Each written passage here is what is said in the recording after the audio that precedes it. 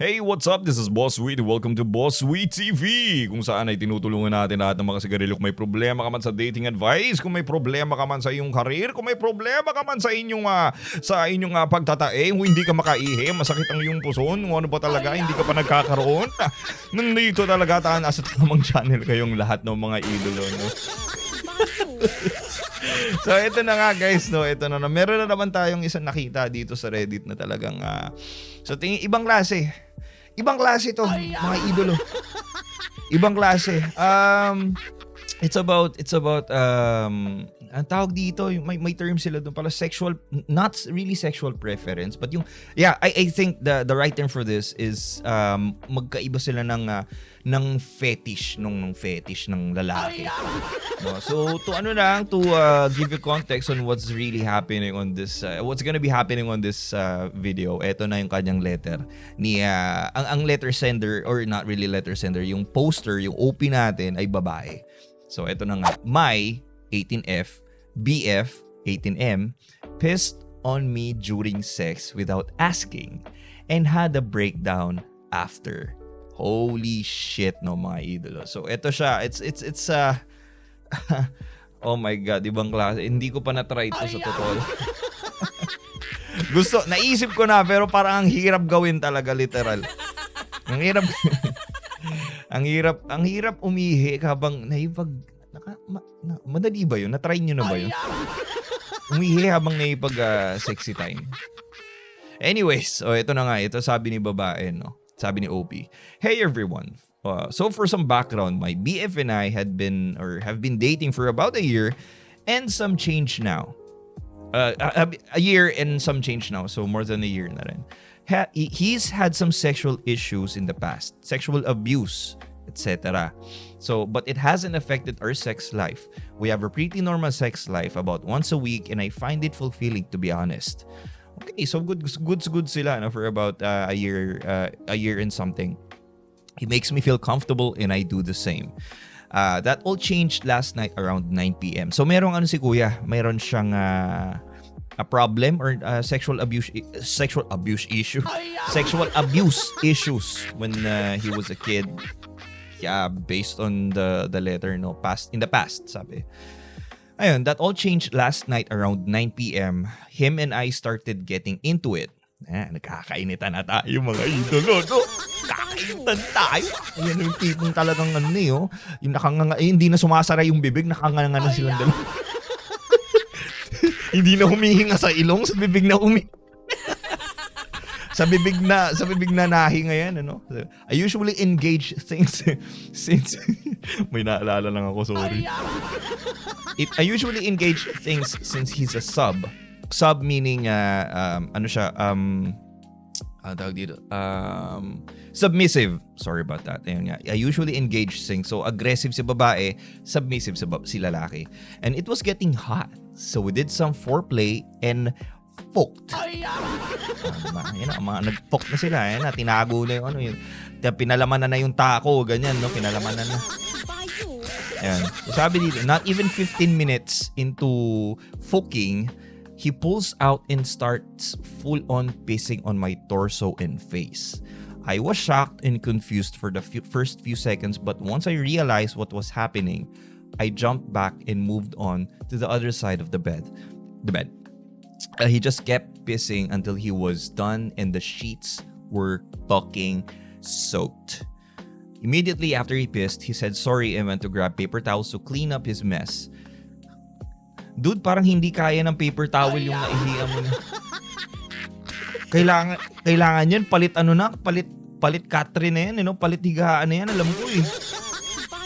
Totoo naman, di kaya ba ng paper towels yan? Hindi kaya yan, idol. Anyway, putang ina, nasaan na ako? Clean up his mess. I was just in shock the whole time and went to take a shower as fast as I could. After my shower, I came out to a bed covered in paper towels and my BF crying on the floor and shaking.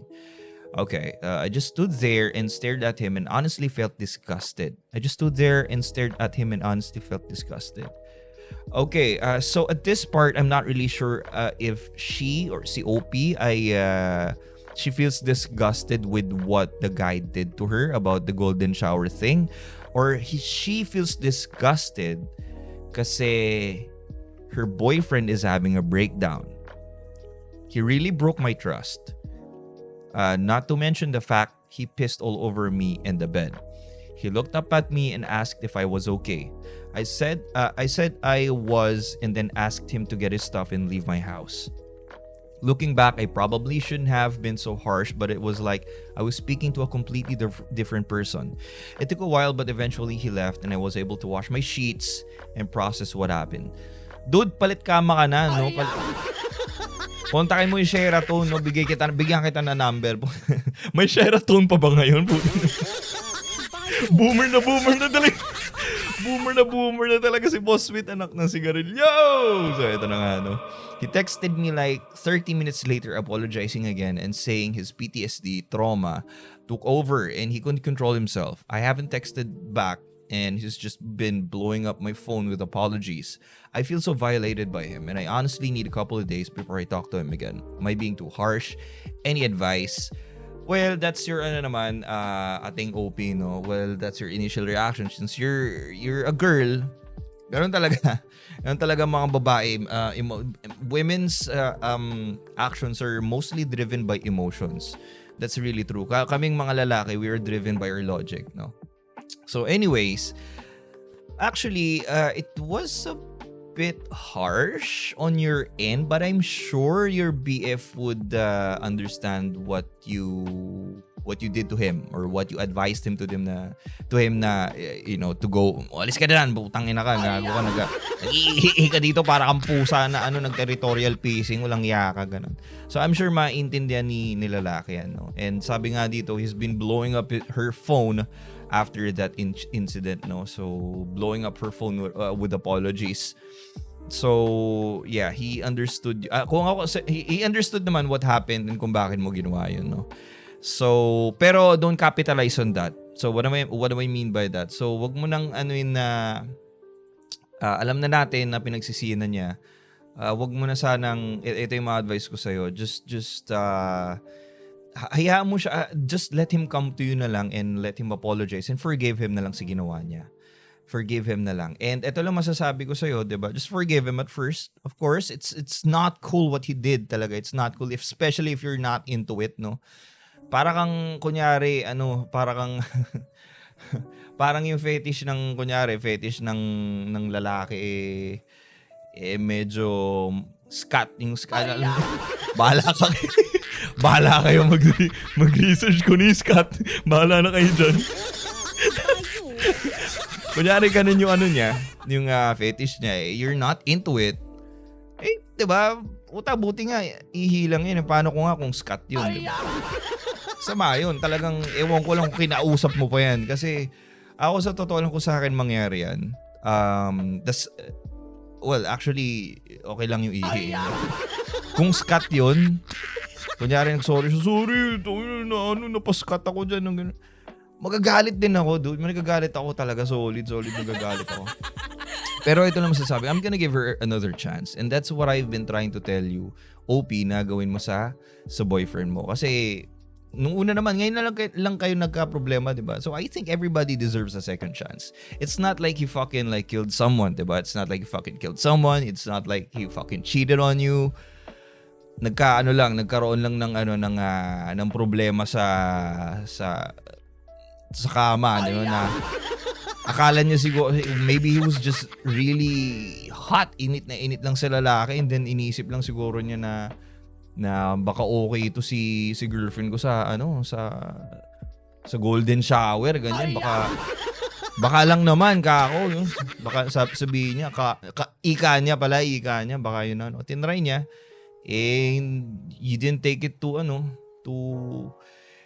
you didn't take it like very very very positively, medyo na siya, nagbumalik siguro yung niya, yung PTSD niya, kaya siya. So that sa part na yun na when you saw him like crawling or sabi niya dito, so stood BF in the floor, crying on the floor and shaking, sabi niya, no? Yung part na yun, you have to understand, and And naging kayo naman na, so ibig sabihin, accepted mo na kung ano yung background ni lalaki na talagang meron siyang PTSD when it comes to that. So you have to freaking, you have to freaking accept that part sa BF mo, no?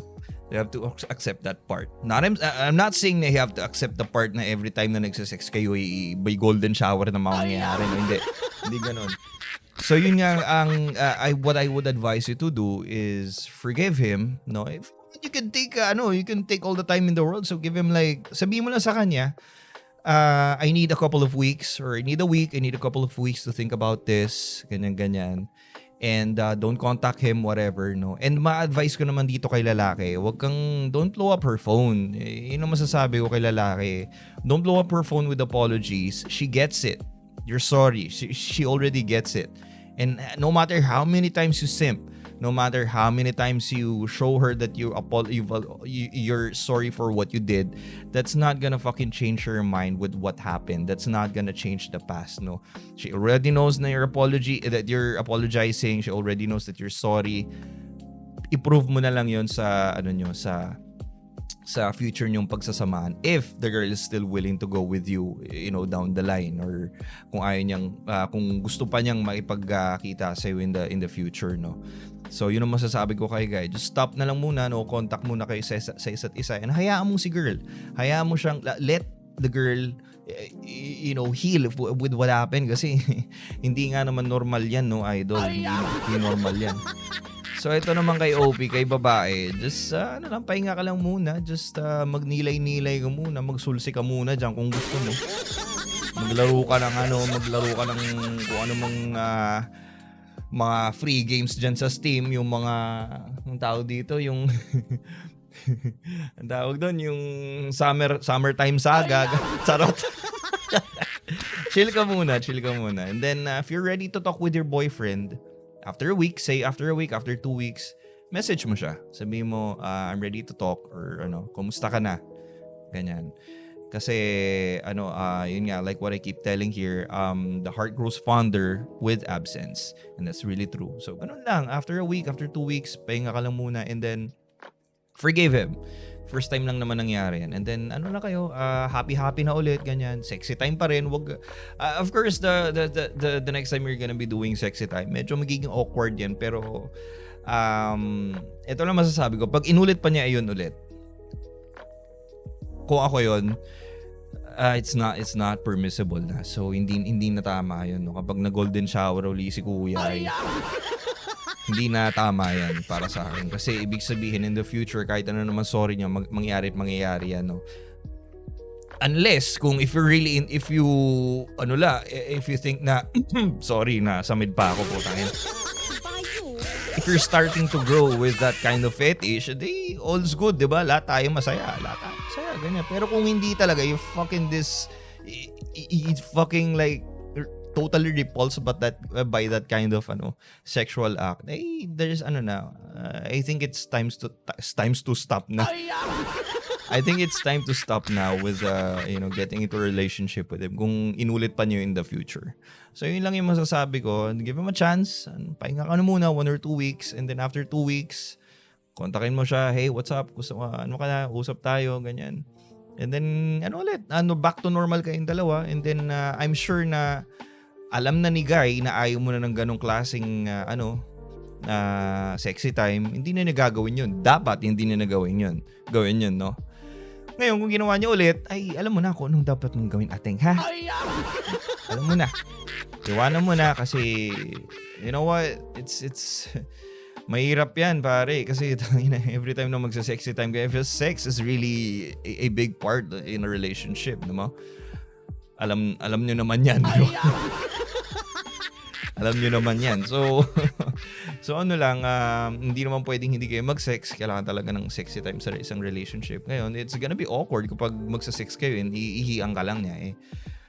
Hindi naman tayo masaya niyan. Pangit naman yun. So, ganun na nga. Kung inulit pa niya, kiber ka. Hindi pala kiber. Mali pala yun. Sorry, hindi ako masyado sa gailing ko.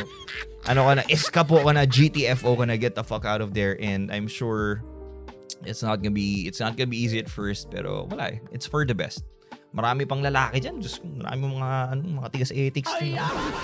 Marami mga tigas ethics dyan na pogi at hindi ka iihian. So I'm really sure about that. No? Well, anyways, hanggang dyan na lang hanggang dyan na lang muna ang ating letter dito. Sana nakatulong tayo. Kung meron man na nakarelate dyan na comment section down below, sabihin nyo #gets ko yan. Ganun. Sabihin nyo kung may nakarelate dito sa post natin. Oh. Well, as usual, this is Boss Wait, guys. Sana nakatulong ako sa mga pagmumukha nyo. Kung meron pa kayong problema dyan, just send me a letter dyan sa may sa description below. Nandyan yung email ko. I-send nyo na lang kung may problema kayo. Tutulungan ko talaga yung mga pagmumukha nyo. Whether it be dating advice, whether it be career advice, o kaya may problema kayo sa pag-iihi nyo, sa pagtatay nyo. Sabihin nyo lang sa akin, bibigyan ko kayo ng Babae, Jessica, tsaka Robas na magkasabay. Pagsabayin yun, Robas, tsaka tsaka Bayo Jessic. Tangin, gagaling talaga kayo dyan si Garilio. Anyways, guys, and as usual, this is Boss Win. I'll see you guys again in the next video. Ex-videos natin. Babushki!